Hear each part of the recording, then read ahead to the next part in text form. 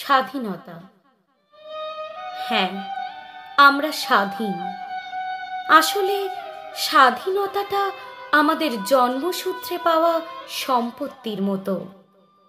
বহুকাল আগে আমাদেরই পূর্বপুরুষদের গরম রক্তের স্রোতে এই দেশ স্বাধীন হয়েছে।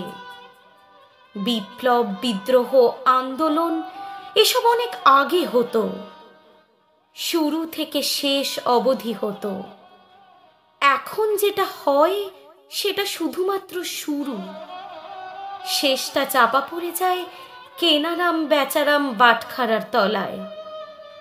হ্যাঁ, আমাদের দেশ ইংরেজ শাসন মুক্ত হয়েছে ঠিকই, কিন্তু বিনিময় প্রথা থেকে কেনারাম বেচারাম বাটখারার সেই ব্যবসায় আজও এদেশে মানুষ বেচা কেনা করে যায়।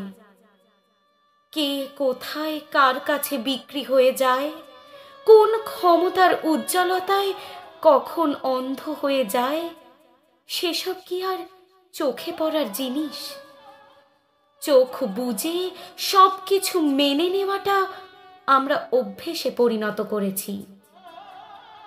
আমাদের রক্ত যেন আর সহজে গরম হয় না, তা সে যতই অমানবিক দৃশ্য হোক না কেন। হোক না তা কোনো নবজাতকের মাতৃহারা কান্না, সামনে মায়ের ঝুলন্ত দেহ, বা মন্দিরের পিছনে পড়ে থাকা কোনো ধর্ষিতা নারীর রক্তাক্ত অনাবৃত মৃতদেহ। না না, সবকিছু অগ্রাহ্য করতে পারার এক ভয়ানক খ্যাতি অর্জনে ব্যস্ত আমরা। ঘুম ধরা মেরুদণ্ড নিয়ে আমরা নাকি হিন্দু মুসলিম একসাথে সোজা হয়ে দাঁড়ানোর স্বপ্ন দেখি।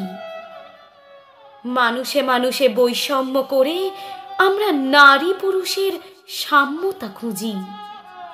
দোষটা ঠিক কার তা বিচার করা কঠিন। কারণটা হয়তো এটাই যে আমরা স্বাধীন। সিদ্ধান্ত নিতে দেরি করাটাই আমরা নিজেদের স্বাধীনতা বলে মনে করি।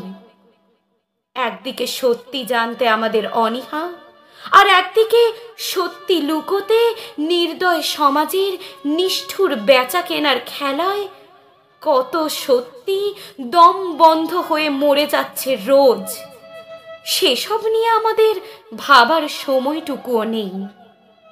না আছে গেরুয়ার ত্যাগ, না আছে সাদার শান্তি, না সবুজের তারুণ্য। তবু আমরা সেই জাতীয় পতাকা উত্তোলনে ব্যস্ত।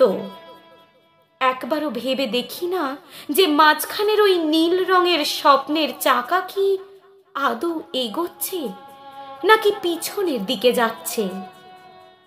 স্বাধীন দেশের যে জাতীয় পতাকার এত এত গৌরব, নিজের মতো বাতাসে ওড়ার তার ঠিক কতটা স্বাধীনতা আছে?